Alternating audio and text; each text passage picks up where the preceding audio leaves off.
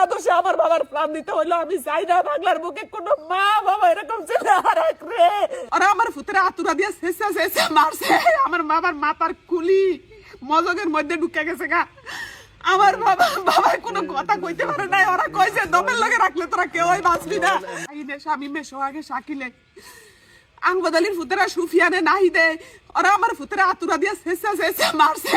আমার বাবার মাথার কুলি মজগের মধ্যে ঢুকে গেছে গা। আমার বাবা কোনো কথা কইতে পারে নাই। ওরা কইছে দমের লগে রাখলে তোরা কেউই বাঁচবি না। আমার বাবারে শেষ করে দিছে, মাটির তবে শেষ করে দিছে। আমার বাবারে এই সুন্দর পৃথিবীর আলো দেখতে দেয় নাই। আমার বাবারে সাথে সাথে ওরা মারা লাইছে রে। আমার বাবার কিছুই ছিল না রে। তারপরে আমি আল্লাহর কাছে শুধু ফরিয়াদ করছি, আল্লাহ আমারে জান্নাত ভিক্ষা দাও, জান্নাত ভিক্ষা দাও। আমি কত ধারে ধারে ঘুরছি, আমি জানের বদলে জান মানছি, আমি কত মাইশের পাও ধরছি, আমি ডাক্তারে গো পায়ে ধরে রে বাবা। আমি কইছি বাবা তোকে কি আল্লাহ তোকে কি মায় ফেডলাই নাই, তোকে কি মায়ে জন্ম দেয় নাই? আমার বাবারে তোমরা অপারেশন কর।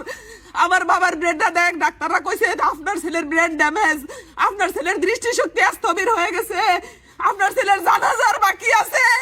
আমি ডাক্তারের পাও ধরে কইছি ও বাবা 1% হইলে আমার ছেলের আল্লাহ 100% দিব। ওই আল্লাহ আমার ছেলের বানাইছে বাবা। তোমরা আমার বাবার পরীক্ষা করো, তোমরা আমার বাবার চিকিৎসাটা করো বাবা। তোমাকে যা লাগে আমি বুঝবো, তোমরা আমার বাবার চিকিৎসা করো। আমি কইছি রাতারাতি আমার বাবার আমেরিকা লয়ে যাবো।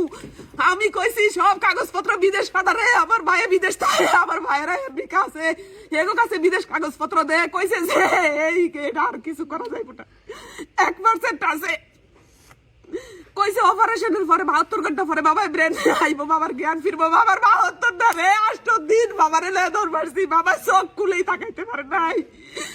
বাবা আমি কে, আমি যে এত ডাক পারছি বাবা বাবা কয়ে বাবা আমার দিকে একটুও তাকাইতে পারে নাই। বাবা আমার মেয়ে চোখটি মিললেও চাইতে পারে নাই। একবার আমার মা করে ডাক দিতে পারে নাই। আমার বাবার আমি শুধু একবার যদি ডাক দিতাম, আমার বাবা যে কয়ে আমার দৌড়ে আইতো রে। ওরা আমার কাছে তাদের ফোন করে নিয়ে আমার বাবারে ধরে নিয়ে মারিয়ে লাইছে রে। আমার এই সরকারের কাছে দাবি, বাংলাদেশ সরকারের কাছে দাবি, জাতির কাছে আমার প্রশ্ন, আমার কি একটা ছেলে এটাই আমার বড় অপরাধ? আমার সরকারের কাছে প্রশ্ন, আমার মাত্র একটা ছেলে এটাই কি আমার সবচেয়ে বড় অপরাধ ছিল? তাহলে না হয় আমার ছেলেরে কেন নিল? না হয় কেন কারণে আমার ছেলেকে জীবন দিতে হলো? কেন আমার ছেলেকে তারা হত্যা করলো? আমার মা ডাক পৃথিবী থেকে কেন মুছে গেল?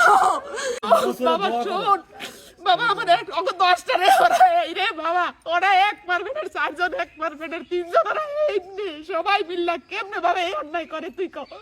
এটা কি কখনো সম্ভব? একজন একটা করলে আরেকজনের টামায় বাবা। ওরা এটা কেমনে কেমনে অগভাগ্যটা সম্ভব হইল রে?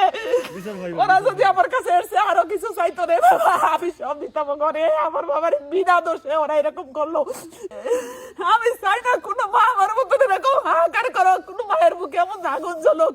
বাবা তোরা সবাই মিলে এটার বিচার চারে বাবা। বাংলাদেশ সরকারের কাছে বিচার চারে, সবার কাছে তোরা বিচার চা, সোচ্চার দাবি জানা রে। ওগো যদি ফাঁসি না দেয় আমার মুখের আগুন নিব না রে বাবা। আমি ওগো ফাঁসি চাই, ওগো প্রকাশ্য দিবালোকে ফাঁসি চাই রে।